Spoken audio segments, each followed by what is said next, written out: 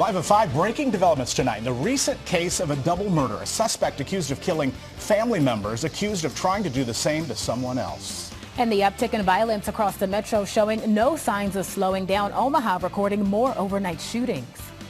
Plus a nail biter for supporters hoping to see medical marijuana on the November ballot. We saw a beautiful summer day, but we are heating up to kick off the work week. How high temperatures climb in my first alert forecast. On your side, 6 News WOWT starts with breaking news. We begin tonight with an update on a double murder in Omaha. A Nebraska warrant has been issued for Gage Walter for 2 counts of first-degree murder. And then there's this. Well, according to court documents, he is also accused of trying to kill someone else. Back on August 13th, Marceline Teeters and Linda Walter were found dead in a home that was along 16th and Frederick. Family members tell us the victims were Gage Walter's great-grandmother and grandmother. Gage Walter was arrested the next day after a chase and standoff near Des Moines. Police say he was driving a stolen PT Cruiser from the Omaha murder scene. He's due in court later this week in Iowa on allegations of stealing the car and running from police. It's still unclear if Gage Walter will fight extradition to Nebraska since those are more serious charges. 6 News, though, has learned the day before that double homicide, he allegedly tried to kill a guy at a supermarket on 29th and Leavenworth. That was with a hammer. It's still not clear of the motives on that.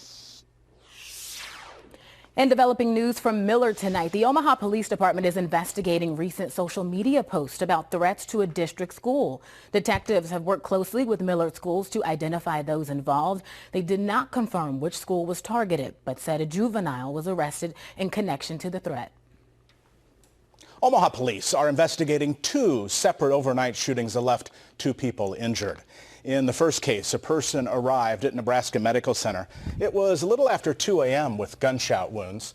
Police say he told them he was walking in the area of 33rd and Hamilton and heard gunshots, then felt pain. Then about an hour later, a person in a vehicle near 42nd and Heimboss said he was in a vehicle when people he did not know drove by and shot him. That victim was taken to Nebraska Medicine. Then a little after that, a call for shots fired near 25th and Ames. However, no one was injured in that incident. It's not known if the call is related to the first 2. Again, anyone with information can be available for a reward by calling Crime Stoppers. Well, dozens of people spent their day cleaning up a local park. More than 30 volunteers with I Says Wowt dedicated some TLC.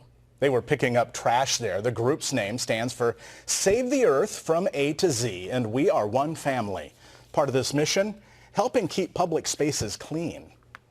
The ecosystem right now, it's rapidly changing because of climate change and environmental pollution. So even though this is a small step in Omaha, Nebraska, God has taught us if we're faithful in the small things, we can be faithful even in the grand things. Well, these volunteers are part of an international service group located in 175 countries.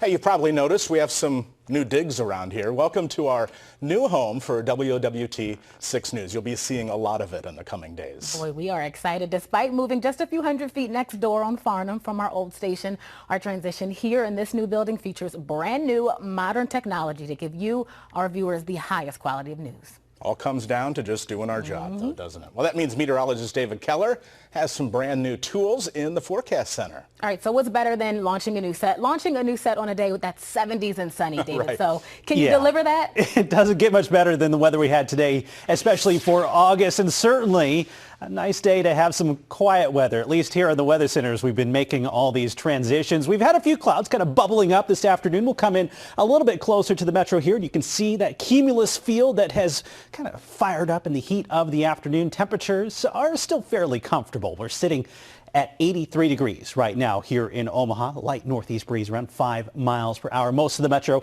in the low 80s, 83 in Bennington, 86 in Papillion, 80 in Bellevue. We're going to hold on to those 80s for the next couple of hours. Down about 82 by 7 o'clock. Then we're into the 70s, 73 by 10. So another beautiful evening on the way. Things do heat up over the next couple of days, though. We'll show you that in just a little bit. All right, David, thank you so much for tracking that. More news now. Organizers of the medical marijuana push are on pins and needles tonight, waiting to find out if the issue will be on the November ballot. Senator Anna Wishart says they're waiting on the outcome of the medical cannabis petition drive, adding it should be happening any day. Tens of thousands of signatures, they were gathered and submitted. Now it's a waiting time to see if they'll be verified. Well, extreme weather threats continue today. That's across the country. Millions are under flood watches in the southwest and southern plains, while much of the western U.S. is experiencing historic drought. And as Cole Higgins reports, there's even a growing drought in the northeast. From June all the way. In New Mexico, the visitor center, a cavern at Carlsbad Caverns National Park, closed today after about 160 people had to shelter in place there Saturday due to extreme flash flooding.